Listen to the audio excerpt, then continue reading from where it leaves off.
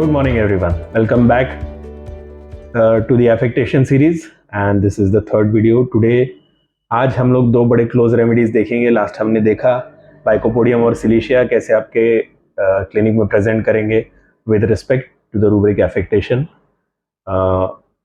फिर नाइट्रोमूर और इग्निशिया जो मेजर ग्रीफ रेमेडीज है वो कैसे आपके क्लिनिक में प्रेजेंट करेंगे. आज हम देखेंगे दो angry remedies, very angry remedies, खौलते हुए खून के साथ आपके सामने आएंगे क्लिनिक में, या उसको छुपाने की कोशिश करेंगे रादर. ये दो रेमेडीज है, स्टेफिसेग्रिया एंड पेट्रोलियम.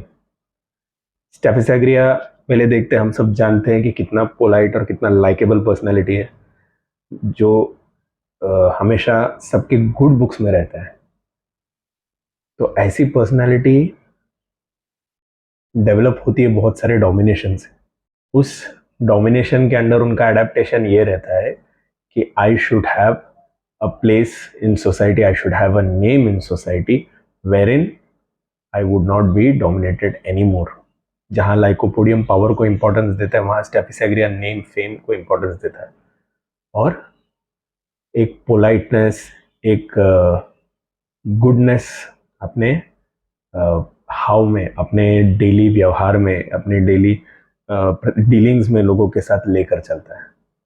इगोइस्टिक है, डिग्निफाइड है, और अपना डिग्निफाइड एटीट्यूड वो लेके चलता है. लेकिन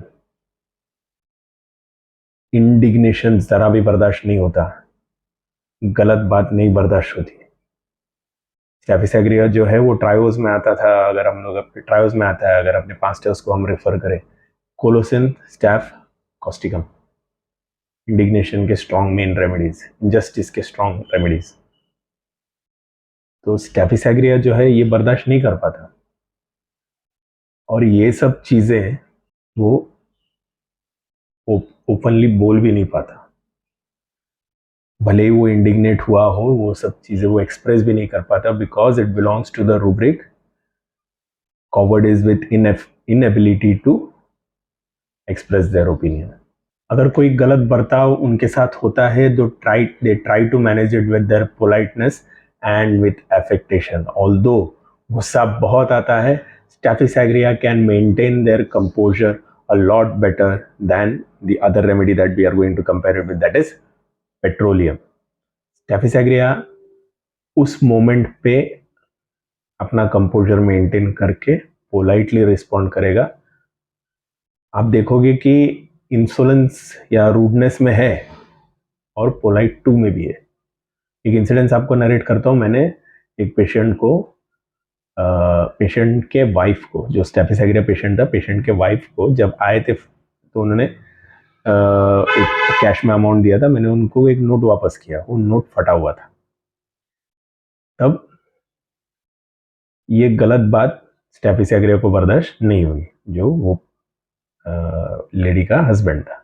नेक्स्ट टाइम जब वो आया, उसने बड़े पोलाइटली मुझसे कहा कि सर, फीस देते वक्त, सर एक्चुअली ये नोट आप ही ने दिया था. मैंने तभी बोला था कि ये कहीं और एक्सेप्ट नहीं होगा, हम सर को ही वापस दे देते हैं. तो कितने पोलाइटली उसने वो गलत बात मेरे ऊपर दे मारी. So where staphisagria can maintain their composure in the state of indignation and mortification, but they are trembling from the inside with anger, they are fuming actually. एक रूब्रिक है जनरल्स में जहाँ पे convulsions after unjust accusations, they went home and started trembling, ऐसा कुछ rubric है. I'll put it up there.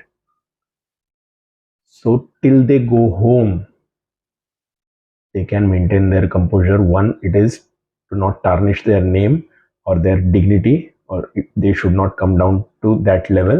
And two, because they are coward is with inability to express their opinion. ये जो anger है, ये जो indignation है, they hide with the help of affectation, and they are much more adept at it than the other remedies, the other remedy that we are going to discuss. Coming to petroleum. petroleum भी ऐसा remedy है जो बहुत, वो source material ही inflammable है, highly inflammable. Crude petroleum या crude oil, इससे जो रेमेडी बना है ये है पेट्रोलियम। अभी पेट्रोलियम का ऐसा है कि उसको तो कोई भी बात बर्दाश्त नहीं होती, लीस्ट कॉन्ट्राडिक्शन। उनके बेसिक नेचर में कॉन्ट्राडिक्शन इंटॉलरेंस है। बट प्रॉब्लम ये है कि कॉन्ट्राडिक्ट डिस्पोजिशन टू में वो है नहीं। अब ये डिस्पैरिटी की वजह से इंटॉलरेंस तो है लेकिन एक्सप्रेस नहीं कर पाना है, and again they belong to the rubric cowardice with inability to express their opinion. But IPR से आपको हमेशा ये मिलता है कि इसके चेहरे पे गुस्सा दिखता है, ये है बहुत गुस्सैल। गुस्से में क्या करता है? कुछ नहीं, सिर्फ उसके चेहरे पे दिखता है। कैसे दिखता है?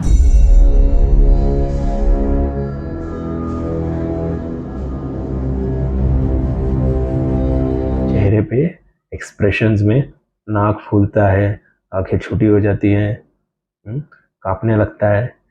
बॉडी लैंग्वेज में ये गुस्सा दिखता है, जो वो इनएफेक्टिवली ट्राई करता है एफेक्टेशन से हाइड करने के लिए, बिकॉज वो भी नहीं चाहता कि उसका गुस्सा दिखे या उसका गुस्सा एक्सप्रेस हो, because it is in their the rubric anxiety, anger with anxiety, anger with fear.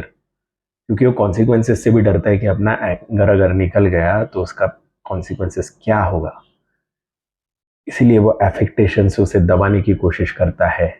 उसको ये भी लगता है कि मैं अपना दिमाग ठंडा रख सकता हूँ, ये गलतफहमी है उसको। Delusion cool breeze blows overhead, इस फीलिंग के चलते उसको लगता है कि वो ठंड रख सकता है। लेकिन आईपीआर को या जो भी उसको पास से जानते हैं वो हमेशा ये कहते हैं कि ये बड़ा गुस्सैल है।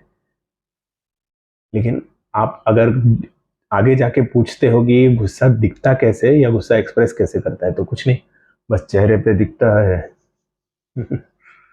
उस समय वो गुस्सा उसके चेहरे पे दिखेगा, बट वो कभी उसको एक्सप्रेस नहीं कर पाता। सारे उसके फेशियल हाव भाव बदल जाते हैं, ऐसा लगता है जैसे उसके कान से धुआं निकलने वाला है। So this is petroleum and Staphysagra in short with the respect to the rubric affectation. So अगर आपको ये वीडियो अच्छा लगा है तो kindly like, comment, share and subscribe. अगले वीडियो में मिलने तक this is doctor Jovin Jacob William signing off. Thank you very much for this.